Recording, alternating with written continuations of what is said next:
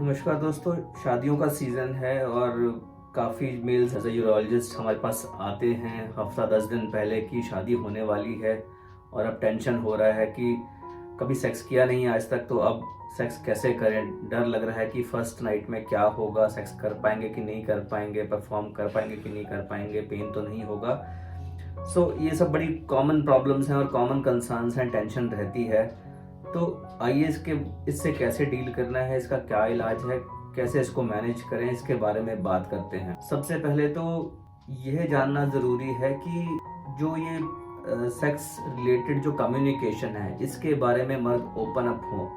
काफ़ी बार sexual exposures नहीं होते हैं लोगों को, और अनफॉर्चुनेट बात यह है कि वो किसी से डिस्कस भी नहीं करते हैं। अगर डिस्कस करते भी हैं तो वो हाफ बैक इंफॉर्मेशन लेते हैं इंटरनेट से या फिर अपने दोस्तों से पूछते हैं, जो कई बार मिस इन्फॉर्मेशन होता है उसके अंदर। और इंटरनेट में पढ़ने में कोई नुकसान नहीं है, लेकिन इतनी सारी इन्फॉर्मेशन मिलती है कि उसके अंदर से इम्पॉर्टेंट इन्फॉर्मेशन जो आपके लिए रेलिवेंट है वो फिल्टर नहीं हो पाती है, और उसकी वजह से कई बार स्ट्रेस और बढ़ जाता है और प्रॉब्लम्स बढ़ जाती हैं रादर देन कि सॉल्व होने से। तो सबसे पहले तो ये ज़रूरी है कि शादी होने से पहले आप एटलीस्ट अपने यूरोलॉजिस्ट को ज़रूर जाके मिलें, कम से कम 3 महीने पहले हैं, और जानकारी लें कि सेक्सुअल हेल्थ के बारे में, कि फर्स्ट नाइट में क्या हो सकता है, क्या करना चाहिए, कैसे उसकी तैयारी करें। सबसे पहले तो ये समझें कि sex is not everything on the first night. Majority लोगों को ऐसा मेंटालिटी रहती है कि फर्स्ट नाइट में सेक्स होना ज़रूरी है, इंटरकोर्स होना ज़रूरी है। ऐसा कोई ज़रूरी नहीं है, ना कोई एक्सपेक्ट कर रहा होता है, ना कोई इस तैयारी से जाना चाहिए कि फर्स्ट नाइट पे इंटरकोर्स होना ज़रूरी है। मेरे पास जब पेशेंट्स आते हैं उनको मैं यही बोलता हूँ कि sex is between the years, sex brain में होता है, नॉट बिटवीन द लेग्स। तो जो इमोशनल पार्ट है सेक्स का, वो समझना ज़रूरी है। जब भी आप इस तैयारी से जाएं कि शादी होने वाला है, तो ये सोच कर ना जाएं कि उस दिन सेक्स करना ही करना है। रादर देन दैट, उसकी जगह आपको उस दिन रिलैक्स रहना चाहिए, कम्युनिकेट करना चाहिए, इंजॉय करना चाहिए। आप बात करें अपने पार्टनर से कि क्या अच्छा लगता है उनको, क्या लाइकिंग्स हैं, डिसलाइकिंग हैं, वो जानना ज़रूरी है रादर देन कि उस दिन इंटरकोर्स हो। It's okay to feel awkward. First दिन अनकंफर्टेबल रहता है मेल्स के लिए भी और फीमेल्स के लिए भी, और स्पेशली इंटीमेसी जो है, इंटरकोर्स है, वो पेनफुल हो सकता है फीमेल्स के लिए भी और मेल्स के लिए भी। फर्स्ट दिन ऐसा करें कि कम्युनिकेशन बेटर रखें। जो मूड सेटअप करने की बात करते हैं, वो करना ज़्यादा ज़रूरी है। अगर फिजिकल इंटीमेसी की बात करें तो कुछ तैयारी लेके चलें। क्या क्या तैयारी लेके चलें?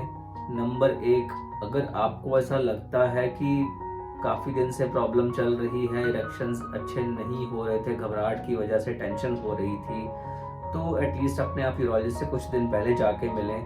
हम आपको कुछ मेडिसिन दे सकते हैं इरेक्शन बेटर करने के लिए, ताकि एटलीस्ट जो इमोशनल फैक्टर्स जो हावी हो जाते हैं आपके ऊपर, स्ट्रेस की वजह से इरेक्शंस नहीं हो पाते हैं, उसको टैकल करने के लिए आपको कुछ मेडिकेशंस दे सकते हैं। जैसे कि कई बार टेडालाफिल, सिडेनाफिल, एविनाफिल, ये मेडिसिन हम लोग कुछ टेम्परेरी टाइम के लिए दे देते हैं, ताकि एटलीस्ट उस दिन आपके लिए ऑकवर्ड ना हो। अगर आपका लगता है कि उस दिन इंटरकोर्स होना ज़रूरी है, तो एटलीस्ट आपके लिए वो ऑकवर्ड ना हो, एम्बैरेसिंग ना हो। तो उसके लिए हम आपको कुछ मेडिसिन कुछ दिन पहले से शुरू कर सकते हैं।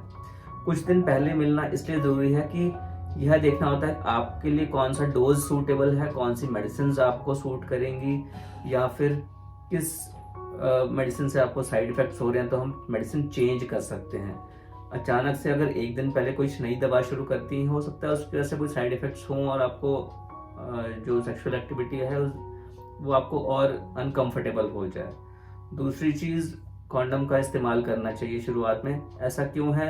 कॉन्डम से एक तो लुब्रिकेशन बेटर है, नंबर 2, एक अनवांटेड प्रेगनेंसी नहीं होती है। ठीक है, शुरुआत में फिजिकली और मेंटली प्रेगनेंसी के लिए कोई भी रेडी नहीं होता है, तो प्रेगनेंसी प्लान करके चलना चाहिए। तो शुरुआत में कुछ ना कुछ बैरियर प्रोटेक्शन यूज़ करें, या फिर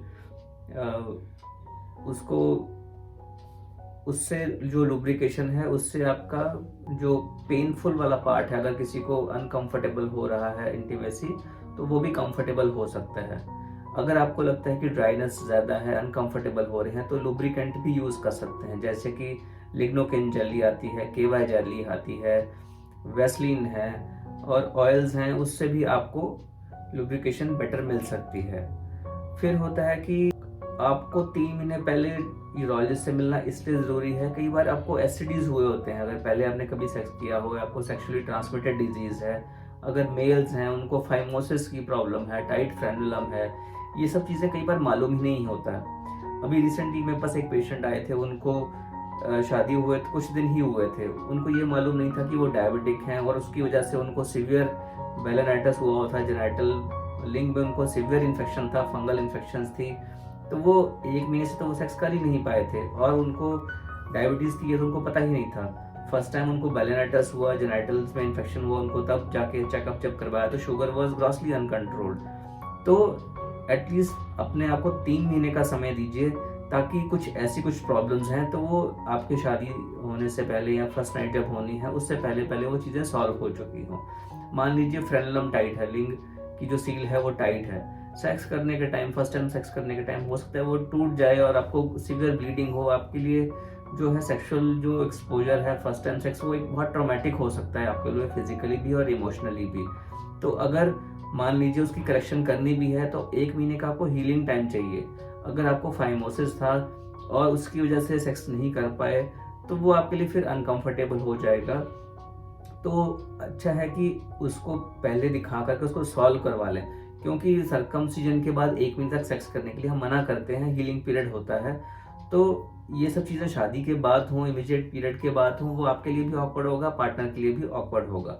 सो बेटर है कि ये चीज़ें पहले आप उस चीज़ का सॉल्यूशन करें और आकर आप हमसे मिल सकते हैं और ओपन अप हो, कम्युनिकेट करें।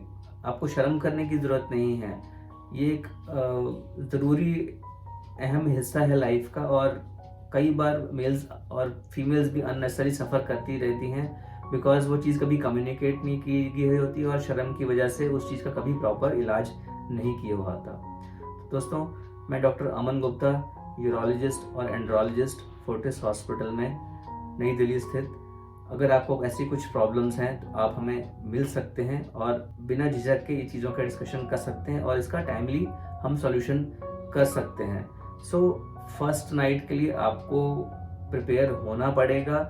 ये कि वॉर नहीं है, पर ये एक लाइफ का अहम दिन होता है और अच्छा यही रहता है कि इसको हम एज अ प्लेजर एंजॉय करें। ये आपको एक अच्छी मेमोरीज होनी चाहिए फर्स्ट नाइट की, ना कि कोई ट्रॉमेटिक मेमोरीज।